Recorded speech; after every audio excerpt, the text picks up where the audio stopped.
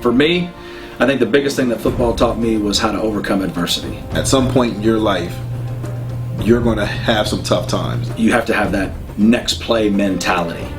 That cohesiveness and that working together, that's really something special that you can't get in a lot of other areas. When you practice that and you live that in other phases of your life, it becomes second nature because all you know how to do is fight. It's not an easy game. If it were easy, everyone would do it. You start to appreciate the smaller contributions that people make. You don't just look at the big one because you knew it took 6 or 7 other guys who are unsung. And you can't take shortcuts and be successful. Doing what they do to make it possible for the guy getting the press clippings or whatever it might be. In this game, whether it's as a coach or a player. So I would certainly say that you definitely got a very quick lesson in how to overcome adversity playing football.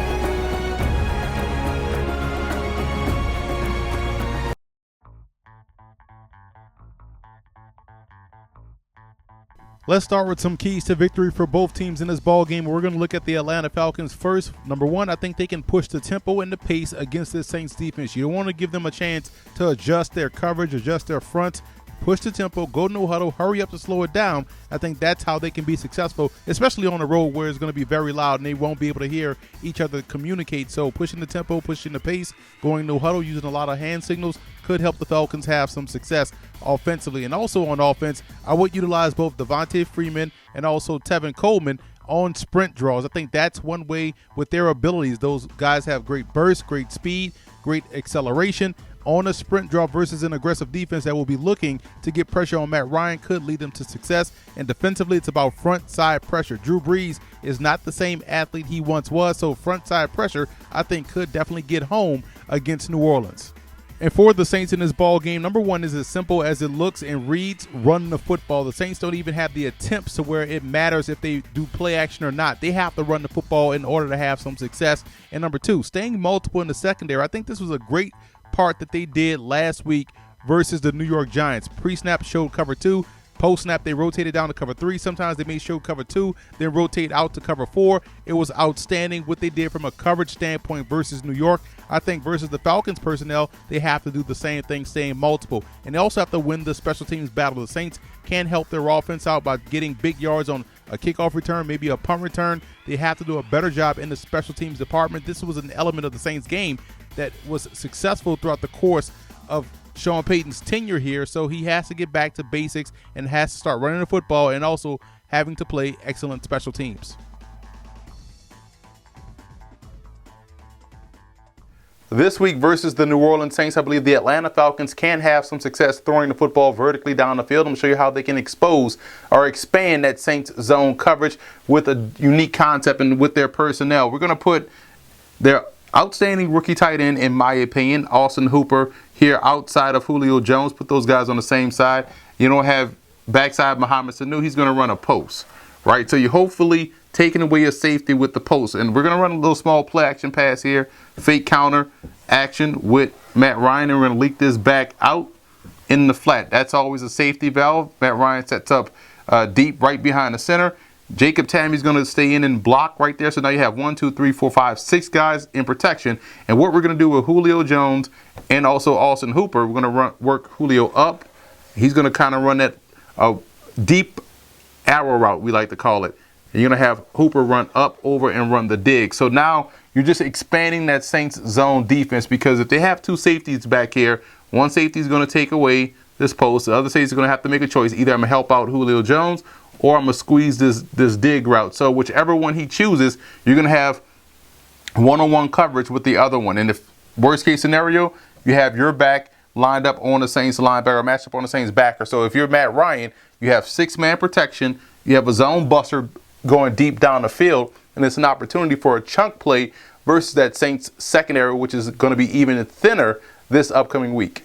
Offensively, there's one area where I think the Saints can use some improvement. I think it's in their short yardage running game. And what you want to do when you're talking about short yardage running, you want to get a double team at the point of attack. Now, whether or not that's on the interior guy or an outside guy, but you have to get at least one double team up front if you want to have success. And I'm going to show you how the Saints can get a double team on the defensive end while also kicking out the end man on the line of scrimmage. I'm going to show you what we're talking about here and how we're going to get what we want front side. We're going to bring this tight end in motion. here. This guy all the way across the formation, which should take out that free safety. So now we have exactly what we want front side if you're showing Peyton. So what you're going to do, you're going to have, boom, he's blocking back, man on man right here.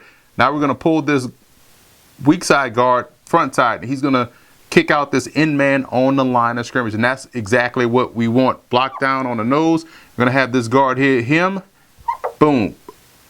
There's your double team. So now we double team the point. The strong safety is like, okay, cool. I can come in and scrape and make this play at or behind the line of scrimmage. But you're pulling this guard, and he's kicking out that strong safety right there. Fullback's leading in the hole. Reverse out, hand the ball off, and now you're 88 and out the gate. So worst case scenario, if you see a backer coming here, these guys can peel off and get that guy combo to the backer, or you can be willing to sacrifice your fullback quickly. If he's screaming right down that B gap, he can peel off and you still have what you want. You can trust your back to get around the outside and make one miss, which would be that cornerback. So this is one example of how the Saints can get creative in their short yardage department. They're going to have to run the football against the Atlanta Falcons if they want to win. I look at the Falcons tight ends as being the biggest X factor in this game. I think that's a matchup that they can exploit, or matchups they can exploit in this ball game with both Jacob Tamme and rookie Austin Hooper out of Stanford. I think those two guys can win those one-on-one battles against the Saints linebackers and safety. So if I'm Atlanta, I exploit that matchup early and often. And for the Saints, it's going to have to be that special teams unit, kickoff return, punt return, kick coverage, field goal kicking, blocking. All that stuff has to be up to par this week versus Atlanta. It cost them a game last week, quite honestly, versus the New York Giants. That blocked field goal led to a touchdown, and that's the biggest difference in that ball game. So I think the Saints getting back to winning special teams could help them win this game versus the Falcons.